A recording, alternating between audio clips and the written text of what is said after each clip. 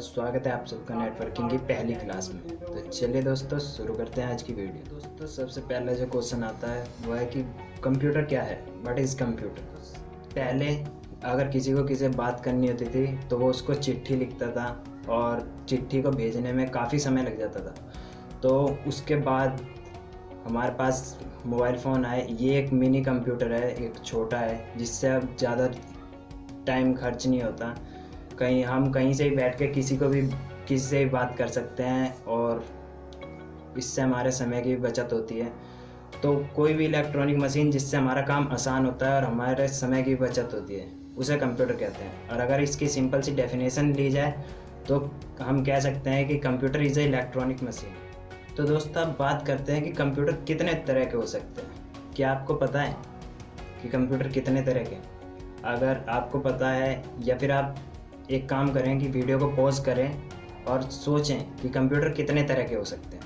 तो दोस्तों मैं बताता हूँ आपको कि कंप्यूटर को हम दो चीज़ों में डिवाइड कर सकते हैं। कि पहला कि डेटा हैंडलिंग में कि कितना डेटा वो स्टोर कर सकता है, कितना डेटा का वो यूज़ कर सकता है।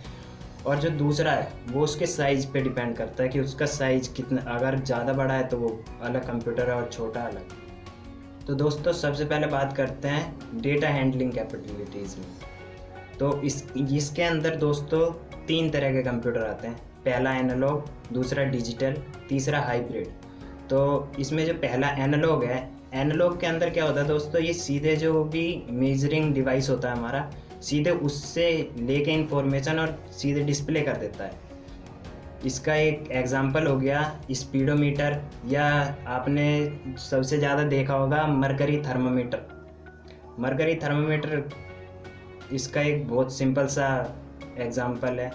और जो इसका दूसरा है वो है डिजिटल कंप्यूटर्स। डिजिटल कंप्यूटर्स जैसे आपने देखा ही होगा कि लैपटॉप हो गए, डेस्कटॉप हो गए, इनकी एक्यूरेसी बहुत अच्छी होती है और ये डेटा को पहले स्टोर करते हैं मेमोरी में, उसके बाद उसको स्टोर करने के बाद उसका प्रोसेस करते हैं और फिर उसके बाद आउटपुट हमें रिप्रेजेंट करते हैं।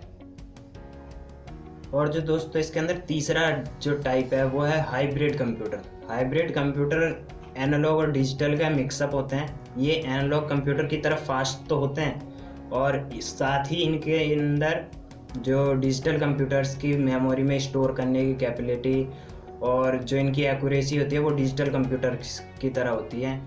तो इसलिए ये दोनों की तरह ही काम करते हैं और ये काफ़ी तेज़ होते हैं। और जैसे कि इसका एग्जांपल है कि आपने पेट्रोल पंप पे जो मशीन देखी होगी जिससे हम फ्यूल भरते हैं, उसके अंदर हाइब्रिड कंप्यूटर होता है। उसके अंदर एनालॉग और डिजिटल दोनों कंप्यूटर्स मिक्स होते हैं। जब उसकी क्वांटिटी और प्राइस जैसे जैसे वो फ्यूल टैंक में फिल करते रहता है, वो प्राइस और क्वांटिटी दोनों आपको ऑटोमेटिक दिखाते रहता है कि कितना फ्यूल निकला है। वो भी डायरेक्ट मेजरिंग डिवाइस से निकाल के आपको डिस्प्ले कर देता है। तो दोस्तों अब आता है साइज़ के हिसाब से कंप्यूटर कितने तरह के होते हैं। तो दोस्तों साइज़ के हिसाब से कंप्यूटर 4 तरह के होते हैं। सबसे पहले आता है सुपर कंप्यूटर, और उसके बाद आता है मेन फ्रेम कंप्यूटर, उसके बाद मिनी कंप्यूटर और सबसे लास्ट में आता है माइक्रो कंप्यूटर। तो दोस्तों सबसे पहले बात करते हैं सुपर कंप्यूटर की। सुपर कंप्यूटर जो होते हैं वो साइज़ में काफ़ी बड़े और काफ़ी तेज़ होते हैं। इनके लिए पूरी एक बिल्डिंग की ज़रूरत पड़ जाती है क्योंकि इन्हें काफ़ी ज़्यादा बड़े एयर कंडीशन रूम की ज़रूरत होती है। इनका जो यूज़ है वो रिसर्च के लिए होता है और नासा इनका यूज़ करती है अपनी सैटेलाइट्स को लॉन्च करने के लिए, उनको कंट्रोल करने के लिए। तो दोस्तों सबसे पहला जो सुपर कंप्यूटर जिन्होंने डेवलप करा था उनका नाम था सेमूर क्रे। इन्होंने 1964 में एक सुपर कंप्यूटर डेवलप करा था और उसका नाम रखा गया था CDC 6600। यहाँ दोस्तों CDC का मतलब है कंट्रोल डाटा क्रॉप। और दोस्तों जो सबसे पहला कमर्शियल सुपर कंप्यूटर आया था उसका नाम था यूनिवैक, UNIVAC। इसे 1951 में डेवलप किया गया था USA के अंदर। और दोस्तों जो इस सेमूर क्रे नाम के जो वैज्ञानिक थे, इन्होंने 1972 में CDC छोड़ दी और अपनी एक नई कंपनी चलानी शुरू कर दी। और दोस्तों इन्होंने 1972 में ही एक और सुपर कंप्यूटर डेवलप करा जिसका नाम इन्होंने क्रे 1 रखा। और जो दोस्तों इन्होंने जो ये कंप्यूटर बनाया था क्रे 1, इसको मैक्सिको की एक लेबोरेटरी थी, लॉस एलमोस नेशनल लेबोरेटरी, इन्होंने ये उसके अंदर डेवलप करी थी। तो दोस्तों जैसा कि आप जानते हैं कि दिन पे दिन टेक्नोलॉजी बढ़ती ही जा रही है, तो सुपर कंप्यूटर के अंदर भी एक एडवांस फीचर, जैसे कह लें कि एडवांस फीचर है, तो उसका जो नाम है वो है एक्सास्केल सुपर कंप्यूटर। तो दोस्तों 29 जुलाई 2015 को जो यूएस के प्रेसिडेंट थे बराक ओबामा, उन्होंने यूएस के अंदर परमिशन दे दी थी कि एक्सास्केल सुपर कंप्यूटर्स का जो आगे डेवलपमेंट है वो शुरू कर दिया जाए। और जो दोस्तों ये एक्सास्केल सुपर कंप्यूटर्स होते हैं, ये एक बार में 100 पेटाफ्लॉप्स मतलब क्वाड्रिलियंस ऑफ फ्लोटिंग पॉइंट्स के जो ऑपरेशंस हैं वो परफॉर्म कर सकते हैं 1 सेकंड में। दोस्तों आप सोच भी नहीं सकते कि इनकी स्पीड कितनी ज़्यादा हाई है। एक्सास्केल सुपर कंप्यूटर्स की जो स्पीड है वो 30 गुना तेज, मतलब जो आज के सुपर कंप्यूटर्स हैं उनसे 30 गुना तेज है और काफ़ी ज़्यादा पावरफुल हैं ये। और दोस्तों चाइना का एक जो एक्सास्केल सुपर कंप्यूटर है ताइनही 2, ये अब तक का सबसे फास्टेस्ट एक्सास्केल सुपर कंप्यूटर है। दोस्तों जो 5 मोस्ट पावरफुल सुपर कंप्यूटर्स हैं उनके नाम है ताइनी 2 सुपर कंप्यूटर, ये चाइना का है। उसके बाद टाइटन है जो यूएस का है। उसके बाद सुखोई है, वो भी यूएस का है। और के कंप्यूटर ये जापान का है। और मीरा ये भी यूएस का एक सुपर कंप्यूटर है। दोस्तों ये जो 5 सुपर कंप्यूटर्स बताए हैं, ये अब तक के इस टाइम सबसे पावरफुल सुपर कंप्यूटर्स हैं। अब दोस्तों अब ये आता है कि इनका यूज़ कहाँ होता है। तो इनका यूज़ होता है स्पेस एक्सप्लोरेशन में, मतलब स्पेस के अंदर गैलेक्सीज और नए ग्रह वगैरह खोजने में।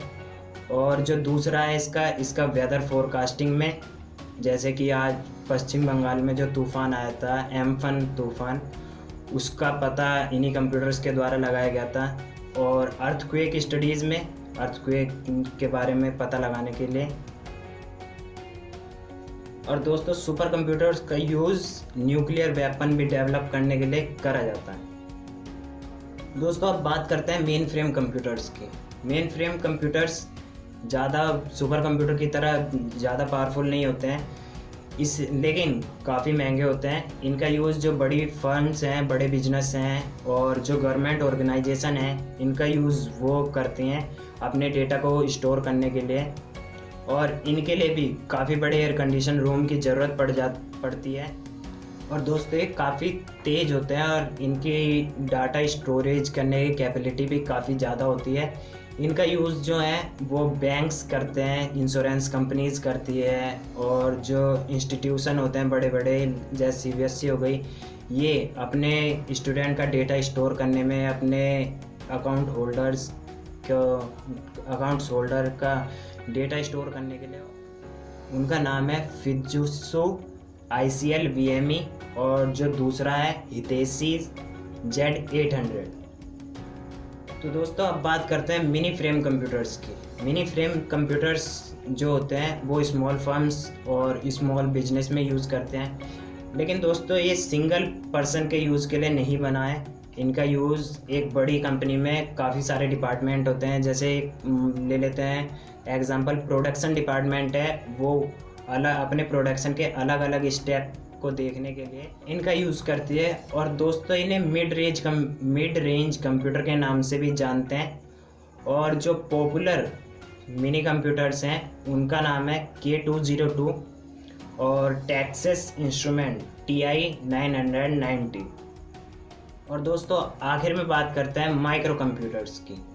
जो दोस्तों माइक्रो कंप्यूटर्स होते हैं ये काफ़ी बड़े पैमाने पे यूज़ करे जाने हैं। ये इस टाइम का ये अब तक के सबसे फास्टेस्ट ग्रोइंग कंप्यूटर्स हैं।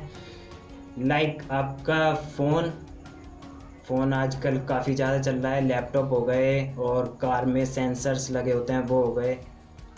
तो दोस्तों इनको जो डिज़ाइन करा गया है जनरल पर्पज़ के लिए किया गया है, जैसे एंटरटेनमेंट हो गया, स्टडी हो गई और अदर वर्क के लिए हो गया। और जो मैन्युफैक्चरर्स हैं इनके, वो आप अच्छे से जानते हैं। डेल हो गया, एप्पल हो गया, तोशिबा हो गया, HP हो गए, ये सारे इनके मैन्युफैक्चरर्स हैं। तो दोस्तों कैसी लगी आपको मेरी वीडियो कमेंट करके बताएं, और अगर आपको मेरी वीडियो अच्छी लगी हो तो उसे लाइक करें, अपने दोस्तों के साथ शेयर करें। मिलता हूँ आपसे अगली वीडियो में, तब तक के लिए बाय बाय, टाटा।